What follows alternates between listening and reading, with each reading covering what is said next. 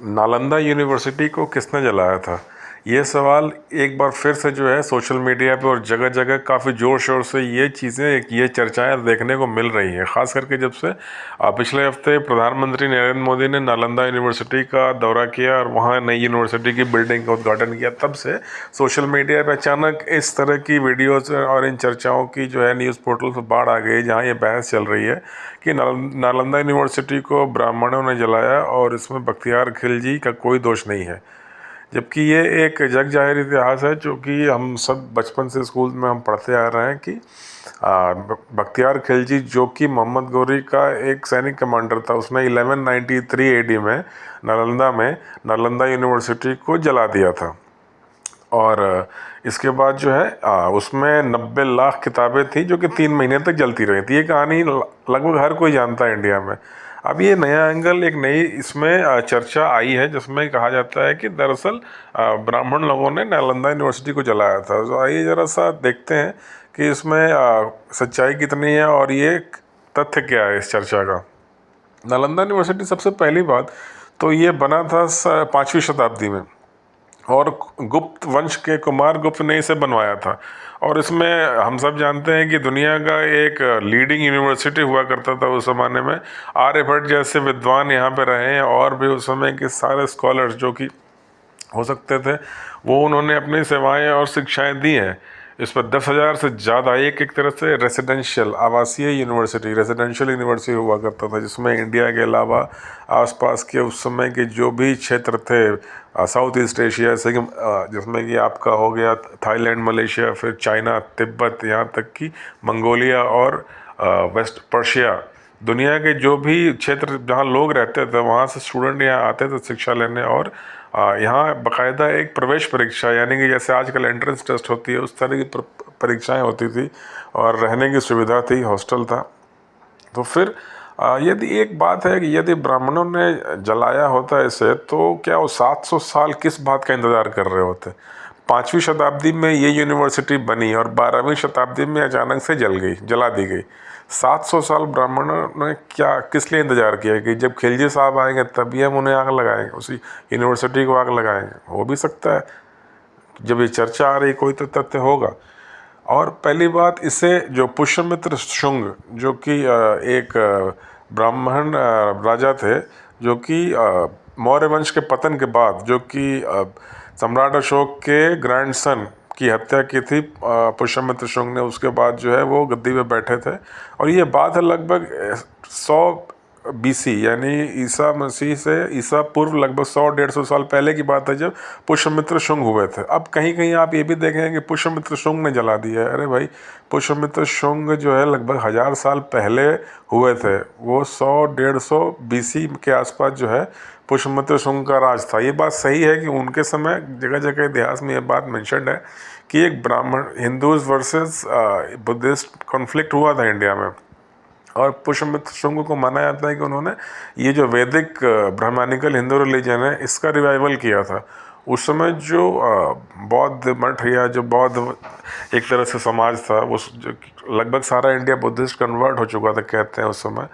तो वापस उन्होंने हिंदुइज्म को इस्टेब्लिश किया। इसमें संघर्ष हुआ, और ये भी कहा जाता है कि पुष्यमित्र शुंग ने काफ़ी बौद्ध भिक्षुओं की हत्याएं करवाई, मठों को उजाड़ा, ताकि सनातन धर्म को वापस स्थापित किया जा सके। लेकिन उसके 1000 साल बाद पुष्यमित्र शुंग कैसे नालंदा यूनिवर्सिटी को जला सकते हैं? और दूसरी बात, 5वीं शताब्दी में जब नालंदा यूनिवर्सिटी बना, उस समय तक फिर से जो है गुप्त काल के समय माना जाता है कि वो सनातन धर्म का स्वर्णिम काल था।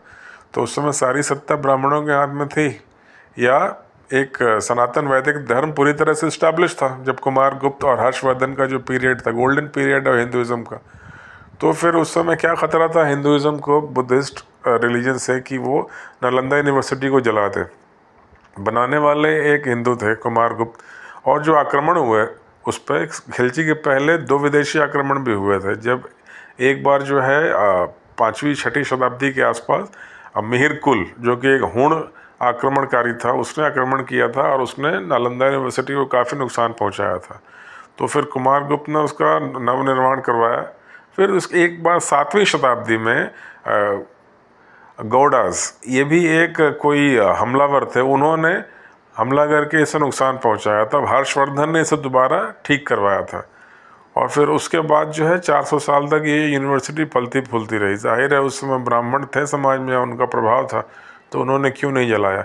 1192 में जब मोहम्मद गौरी पृथ्वीराज चौहान को पराजित करते हैं और दिल्ली की सत्ता पर काबिज होते हैं, उसके ठीक 1 साल के बाद 1193 में मोहम्मद गौरी का एक जनरल बख्तियार खिलजी, जो माना जाता है कि जिसने कि पूर्वांचल और बिहार वाले क्षेत्र पे कब्जा किया, और उसी समय 1193 में ये यूनिवर्सिटी जला दी गई। जबकि ये तर्क ये दिया जाता है कि एक जो इतिहासकार थे मिनाज ई सिराज, उन्होंने अपनी एक किताब तबाकत ई नसीरी, उसमें ये कहीं मेंशन नहीं किया है कि नालंदा यूनिवर्सिटी को जलाया गया। हालांकि उन्होंने ये ज़रूर मेंशन किया है कि वहाँ पे हमला करके बख्तियार खिलजी ने वहाँ के सभी बौद्ध भिक्षुओं को और जो शिक्षक थे, जितने स्टूडेंट थे, सबको कत्ल कर दिया, लेकिन यूनिवर्सिटी जलाने की बात नहीं की। इसे एक तर्क दिया जा रहा है कि खिलजी ने यूनिवर्सिटी को जलाया नहीं था।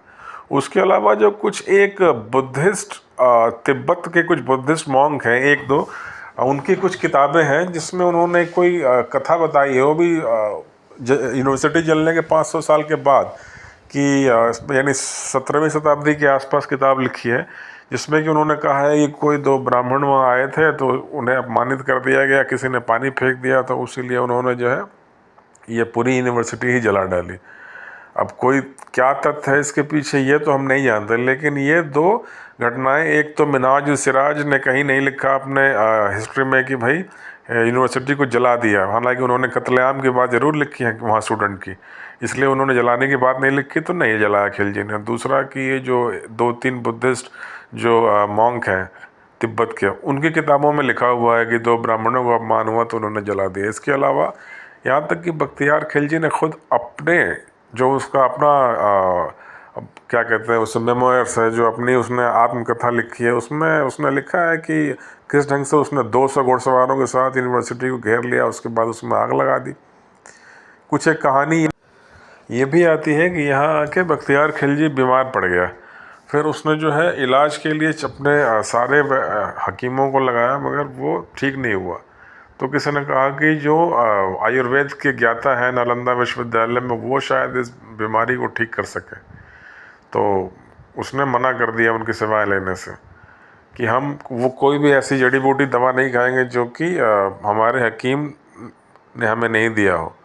तो फिर वहाँ के किसी वैद्य ने कहा कि हम आपको एक पुस्तक देंगे, यदि आप उस पुस्तक को पढ़ लेंगे तो, या हम आपको एक कुरान देंगे, यदि आप उस कुरान के सारे पन्ने पलट लेंगे तो आप ठीक हो जाएंगे।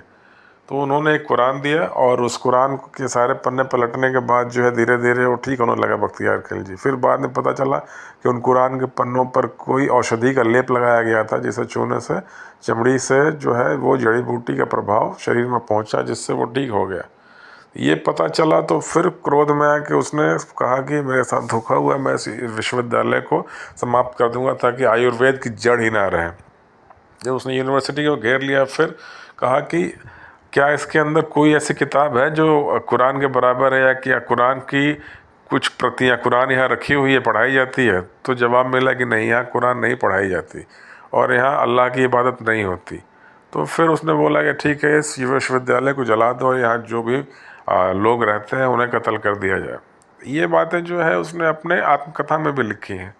लेकिन फिर भी जो है अब ये पिछले 1-2 हफ्ते से ये एक नया विमर्श जरूर सामने आ रहा है कि बख्तियार खिलजी ने यूनिवर्सिटी जलाया ही नहीं था और जो है ब्राह्मणों ने जलाया है। तो समझ नहीं आता कि 5वीं सदी से लेकर 12वीं शताब्दी तक 700 साल ब्राह्मणों ने किस बात का इंतज़ार किया यूनिवर्सिटी जलाने के लिए, और खिलजी के आते ही 1 साल के अंदर वो यूनिवर्सिटी जल गई। फिर भी जो है एक शक की सुई अब 1-2 विचार करने पे लोग आमादा है। खैर, हम किसी चीज़ का सपोर्ट नहीं करते, लेकिन जो बात हमने ज़िंदगी में पहली बार सुनी उसके बारे में हम तो बचपन से यही सुनते पढ़ते आए हैं कि बख्तियार खिलजी ने जलाया था, जिसमें 90 लाख किताबें जली थी, 3 महीने तक धुआं उठता रहा था।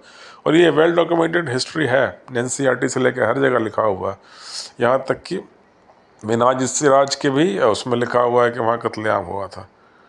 बहरहाल जो भी हो, आपके क्या विचार है प्लीज़ कमेंट बॉक्स में लिख के ज़रूर बताइएगा।